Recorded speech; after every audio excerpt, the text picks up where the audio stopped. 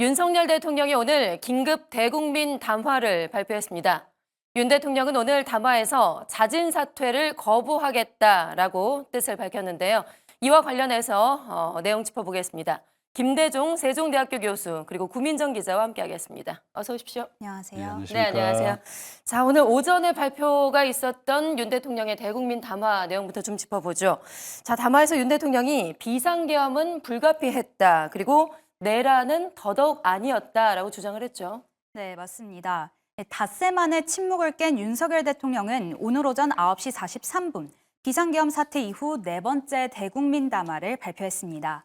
윤석열 대통령은 담화의 대부분의 시간을 비상계엄을 선포한 목적과 당위성을 설명하는 데 할애했는데요.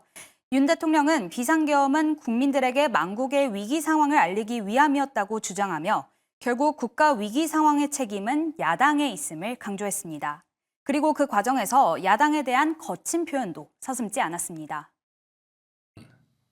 비상계엄 선포가 내란죄에 해당한다며 광란의 칼춤을 추고 있습니다.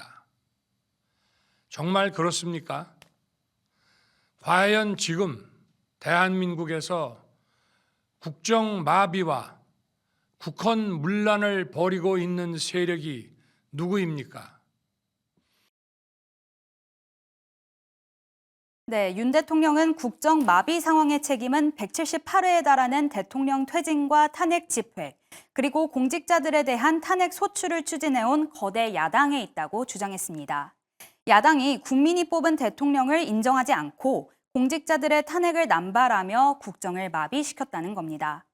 또한 윤 대통령은 야당 인사들이 자신들의 비위를 덮기 위해 감사원장과 검사를 탄핵하고 판사들을 겁박하는 지경에 이르렀다며 법 질서를 완전히 무너뜨리고 있다고 주장했습니다. 윤 대통령은 이번 비상계엄은 이러한 망국적 비상 상황에서 사법부와 나라를 지키기 위한 조치이자 대통령의 고도의 정치적 판단이었다고 설명했습니다. 이어 헌법의 틀 내에서 대통령의 권한을 행사한 것이라고 말하며 내란죄가 성립되지 않는다고 주장했습니다. 또한 윤 대통령은 비상계엄 당시 국회 계엄군이 진입한 이유에 대해서도 직접 설명했는데요. 윤 대통령은 질서 유지를 하기 위한 것이지 국회를 해산시키거나 국회 기능을 마비시키려는 것이 아니었다며 만일 국회 기능을 마비시키려 했다면 평일이 아닌 주말을 기해서 계엄을 발동했을 것이라고 말했습니다. 마지막으로 윤 대통령은 탄핵하든 수사하든 저는 이에 당당히 맞설 것이라고 말하며 자진 사퇴 뜻은 없다고 못 박았습니다. 오늘 담화를 통해 비상계엄 선포의 당위성을 주장하고 내란죄를 거부한 것처럼 이 탄핵 가결 시 헌재에서 법적 다툼으로 정면 돌파하겠다는 의지를 내비친 것으로 보입니다. 네, 이렇게 구민정 기자가 오늘 오전에 있었던 윤 대통령의 대국민 담화 내용을 쭉 정리를 했는데, 자, 오늘 오전에 방송을 통해서 생중계가 됐습니다. 온 국민이 아마 이 담화 내용을 지켜봤을 텐데 민심은 과연 어떻게 평가를 했을지가 궁금해요. 일단 이 내용에서 비상계엄의 합법성에 대해서 상당히 강조를 했고요. 수사에 당당히 맞서겠다라고 했습니다. 좀 교수님께서는 어떻게 지켜보셨는지 궁금한데요. 참 굉장히 어려운 질문이고 굉장히 전국이 지금 난립니다. 저도 이제 국회에서 한 10년 동안 일을 했었는데 여당, 야당 우리가 이제 정치학에서 정치의 원뜻이 뭔가 하면요. 올바른 자원을 배분하고 국정을 잘 운영하는 것이 바로 정치입니다. 그래서 정치학이 발을 정자를 쓰는 겁니다. 우리나라 국가 예산이 원래 674조인데 대통령이 하나 지적한 것은 4조 원이나 되는 우리가 경찰 또 사법 이렇게 관련되어 있는 예산을 모두 깎았고 국회의원들 활동을 위한 예산만 늘렸다. 여러 가지 이유를 들어서 이런 예산에 대한 올바른 배정도 안 됐고 탄핵을 한 30번 가까이 해서 장관들이 다 해임을 시켰고 굉장히 이런 국정의 난맥이 있었기 때문에 이것은 내란죄가 아니라 국정을 좀 올바로 잡고 경고 차원에서 이렇게 했던 것이다. 이렇게 주장하고 있습니다. 그렇지만 국민들에 대해서는 굉장히 이건 계엄이라고 하는 것이 40년 만에 한국이 오랜만에 참 경험한 겁니다. 예. 그러니까 저는 직접 그날 우리가 교수님들하고 같이 저녁을 먹고 있었는데 그 뉴스를 보고는 이게 거짓말 뉴스인 줄 알았어요. 예. 이렇게 우리가 계엄을 경험해 왔을 때는 탱크가 학교 정문에 다 못을 받고 사람들 이동을 막아버립니다. 그래서 이제 우리 교수님들 내일 수업을 안 해야 되느냐 이렇게 학생들이 질문도 많이 받았었습니다. 이와 같이 계엄이라고 하는 것은 모든 학교부터 해서 국회 모든 정상적인 활동이 그만두게 되는데 이번에 언론은 또 이렇게 다 풀어놨었습니다. 오직 국회에 대해서 또 선관이라든지 주요한 기관에 대해서만 군인들이 갔었는데 저는 정말 중요한 것이 좀 더 대통령이 좀 더 설득을 하는 것이 못한 것이 아쉽다. 우리가 좀 더 충분하게 설명을 하고 우리가 좀 더 함께 좀 국가를 위해서 그런 설득을 좀 했어야 되는데 이렇게 대통령이 계엄을 선언한 얘기를 지금 경고 차원에서 했다 이렇게 얘기하고 있습니다. 너무 민주당이 국가 예산이라든지 탄핵이라든지 국정을 올바로 끌고 갈 수가 없기 때문에 경고 차원에서 한 것이지 이것을 계엄을 하려고 한 것은 절대 아니다 이렇게 주장하고 있습니다. 네, 결과적으로 이제 비상계엄 사태에 대해서는 최종적으로 우리 민심에서 좀 판단을 할 것이다. 앞으로 좀 더 지켜봐야 될 것으로 보입니다. 앞서 말씀드린 대로 대국민 담화에서 앞으로 거취에 대해서는 사실상 자진 사퇴는 거부하겠다라고 대통령이 뜻을 밝혔고요. 결국에는 주말에 있을 탄핵안 표결이 이뤄지면서 거취가 결정이 될 것으로 보입니다. 자, 그리고 오늘 윤석열 대통령의 대국민 담화에 앞서서 국민의힘의 한동훈 대표가 또 입장을 밝혔습니다. 탄핵에 찬성하겠다. 이것을 그리고 당론으로 정하겠다라고 입장을 밝혔는데요. 대국민 담화 이후에 국민의힘 내부의 당 분위기는 또 어땠을까요? 네, 국민의힘 한동훈 대표는 오늘 오전 국회에서 긴급 기자회견을 열고 지금은 탄핵으로 대통령의 직무 집행을 정지시키는 것이 문제를 해결할 유일한 방법이라고 말했습니다. 한 대표 발언 직접 들어보시죠. 대통령이 조기 퇴진 의사가 없음이 확인된 이상 즉각적인 직무 정지가 필요합니다. 더 이상의 혼란을 막아야 합니다. 이제 그 유효한 방식은 단 하나뿐입니다.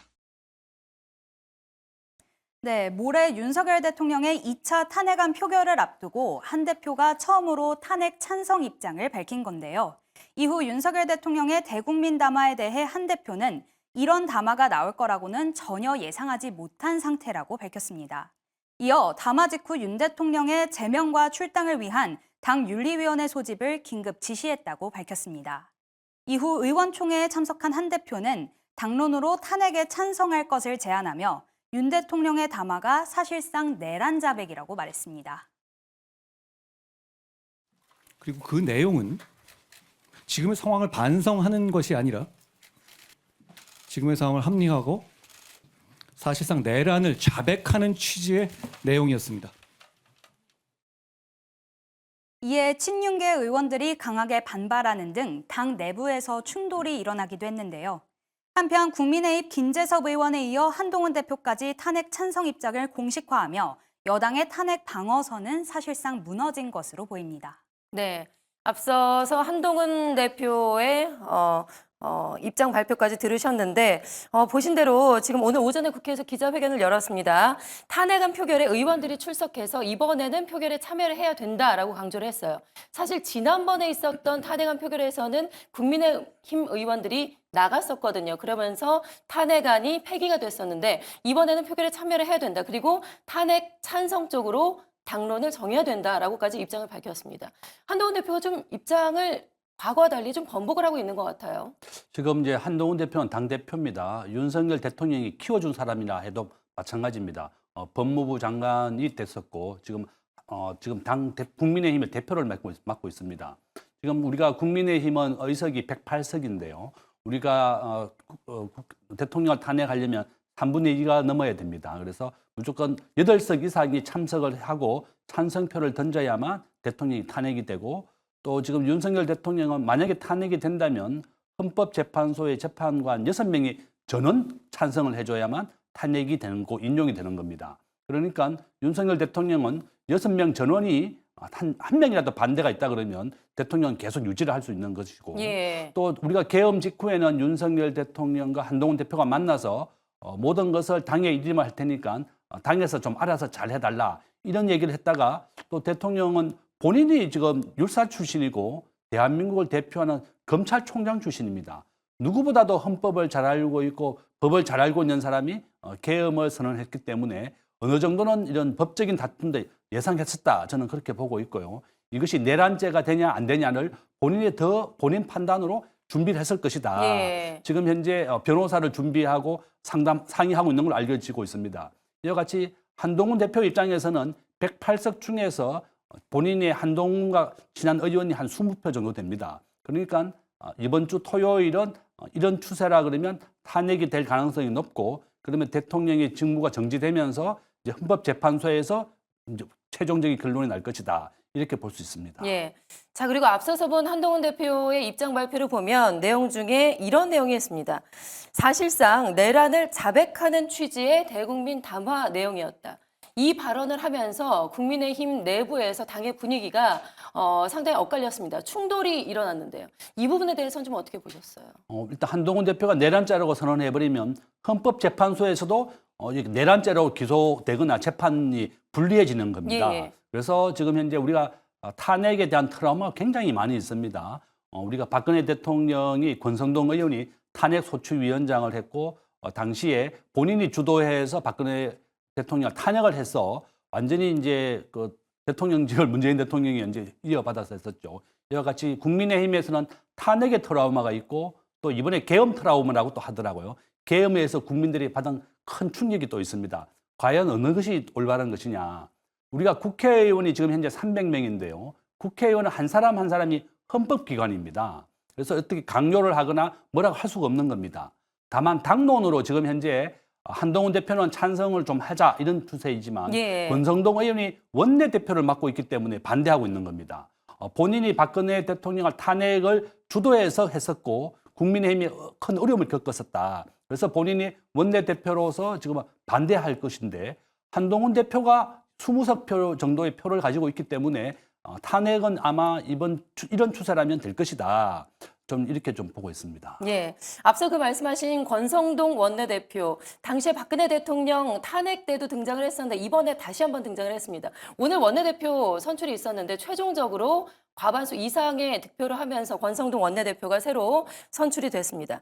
앞으로 탄핵안 표결을 앞두고 당의 좀 분위기가 더욱더 가속화되는 것이 아닌가. 권성동 원내대표 같은 경우는 대표적인 친윤으로 꼽히고 있거든요. 이게 어떤 의미를 좀 주고 있을까요? 권성동 의원은 윤석열 대통령의 비서실장 출신입니다. 본인이 가장 검찰에도 있었고, 권성동 의원은 중앙대 법대를 나왔습니다. 예. 이재명 대표가 똑같은 중앙대 법대 출신이고, 선후배지간이네요. 예, 예. 거기에다가 본인이 윤석열 대통령의 비서실장 출신이고 강릉 출신입니다. 그래서 지금 현재 권성동 의원은 그 누구보다도 윤석열 대통령을 지지하고 후원하고 있는 입장이다.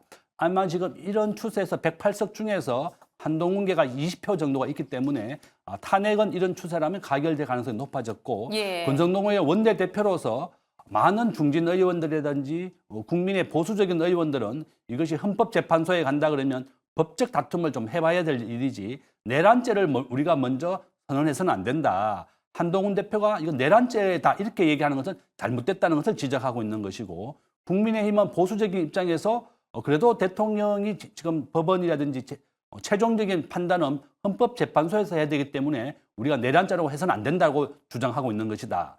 권성동 의원이 탄핵소추위원장을 맡아서 직접 경험을 해봤기 때문에 원내대표를 맡아서 이제 할 것이다, 이렇게 볼 수 있습니다. 예, 오늘 권성동 원내대표가 새로 선출이 됐기 때문에 앞으로 당의 분위기가 또 어떻게 변화가 있을지 좀 이 부분은 지켜봐야 될 것 같습니다. 자, 이렇게 계엄 이후에 전국이 상당히 혼란스러운 가운데 윤석열 대통령의 퇴진을 요구하는 집회가 전국 각지에서 지금 이어지고 있는 그런 상황입니다. 산업계 노조도 이 퇴진 요구에 참가를 하면서 탄핵 정국의 여파가 산업계까지 번지는 그런 분위기인데요. 연이은 파업 동참 소식에 국내 산업계에 긴장감이 일고 있습니다. 현현수 기자의 리포트 보시겠습니다. 윤석열 대통령의 비상계엄 선언 여파가 산업계까지 번지면서 그 파장이 커지고 있습니다. 민주노총 금속노조는 계엄 바로 다음 날부터 행동에 나섰습니다. 지난 4일 긴급 중앙집행위원회를 열고 윤석열 대통령 퇴진을 위한 총파업 투쟁 지침을 확정한 것. 이 지침에 따라 현대차 노조가 5일부터 이틀간 오전과 오후 2시간씩 총 8시간의 부분 파업을 진행했고, 한국GM 노조도 같은 기간 2시간씩 파업을 벌였습니다. 이번 주에는 기아 노조까지 파업에 동참했습니다. 기아 노조는 11일 민노총 산하 전국금속노동조합의 무기한 총파업에 동참해 전국 사업장에서 이날 하루 부분 파업을 진행했습니다. 완성차 업계의 파업이 부분적으로 진행됐지만 일부 생산 차질은 피할 수 없을 것으로 보입니다. 전국 삼성전자 노동조합도 오는 14일 서울 여의도에서 열리는 윤석열 대통령 퇴진을 위한 집회에 나설 예정입니다. 아직 조합원들의 참가 규모는 확정되진 않았지만 조만간 집회 참가를 위한 인원이 결정될 것으로 예상되고 있습니다. 전문가들은 지금 상황이 산업이나 경영의 공백과 마비로 이어질 수 있다고 봤습니다. 기업의 경영 활동이나 어떤 사내 분위기에 불안정한 어떤 분위기를 형성할 수 있고 또 의사결정에 있어서 CEO들이나 또 이사회나 이런 데서는 향후 전국의 어떤 방향성에 따라서 주요한 의사결정을 할 수 있기 때문에 경영계는 파업 즉각 철회를 촉구했습니다. 한국경영자총협회는 우리나라는 대내외 경제 여건이 어려운 가운데 정치 불확실성과 사회 혼란이 더해져 큰 위기에 직면해 있다면서 총파업은 사회 혼란과 민생 경제의 어려움을 가중할 수 있는 만큼 자제해야 한다고 말했습니다. 매일경제TV 현현수입니다. 네, 앞서서 리포트에서 보신 것처럼 지금 비상계엄의 사태가 산업계 전반으로 치닫고 있습니다. 특히나 산업계에서도 큰 타격을 입은 업계가 있다면서요. 네, 맞습니다. 이 비상계엄 사태 이후에 정치적으로 혼란한 상황이 지속되면서 환율 방어선이 계속해서 뒤로 밀리고 있습니다. 원달러 환율은 오늘도 오르면서 1,430원대에 머물고 있는데요. 이에 원유를 100% 달러로 수입해 제품으로 판매하는 정유업계의 시름이 깊어지고 있습니다. 통상 환율이 10원만 상승해도 정유업계의 환차손이 1,000억 원 증가한다고 볼 만큼 그 타격이 크기 때문인데요. 방산업계 역시 정치적 리스크에 현재 추진 중인 수출이 지연될까 봐 우려하는 모습입니다. 방산 수출의 경우 국가와 국가, 즉 정부 간 계약이라는 성격이 강해 국가의 신뢰도가 크게 작용하기 때문인데요. 이에 폴란드로 추가 수출을 앞두고 있던 현대 로템의 9조 원 규모의 K2 전차도 연내 계약을 마무리하는 게 불투명해졌습니다. 네, 앞서서 구민정 기자가 이야기를 한 대로 지금 이번 사태 이후에 원달러 환율이 급등을 하면서 정유업계, 화학업계 그리고 방산기업들까지 여러 가지 업계들이 지금 걱정이 상당히 커졌다고 합니다. 이렇게 좀 힘든 이유가 구체적으로 뭘까요? 우리나라는 무역 의존도가 75%입니다. 대한민국은 수출과 수입으로 먹고 사는 나라고 에너지를 100% 수입하는 나라입니다. 우리나라 환율 1,440원 정도에 올라왔는데요. 우리 대한민국은 아마 이런 추세라면 한 1,500원, 1,600원까지 계속 갈 것이다. 저는 그렇게 보고 있습니다. 2025년 1월 20일 날 트럼프 대통령이 취임을 하게 되는데 그러면 트럼프 대통령은 중국에 대해서 60% 고관세를 올리고 대한민국에 대해서는 10% 관세를 올리겠다고 했습니다. 한국과 같이 교역으로 먹고 사는 나라는 트럼프 대통령이 관세를 올린다 그러면 가장 크게 타격을 받을 것입니다. 우리나라 환율이 이렇게 오르는 것은요. 우리나라는 지금 현재 외환보 요구가 GDP 대비 20%밖에 안 됩니다. 대만이 한 70%까지 가지고 있습니다. 예. 거기에다가 우리는 한미통화수합법, 한일통화수합 두 개 다 없습니다. 바로 이런 이유 때문에 한국이 외환이 취약한 상황이다. 저는 이런 추세라면 1,500원, 1,600원까지 갈 수 있기 때문에 빨리 정치를 안정해서 우리 전국을 안정하고 우리 국민들을 생각해라. 이렇게 예. 말씀을 드리겠습니다. 알겠습니다. 참 오늘도 이렇게 탄핵 정국이 숨가쁘게 돌아갔습니다. 내일도 뉴스웹에서 관련 소식들 전해드리겠습니다. 지금까지 두 분과 함께했습니다. 고맙습니다.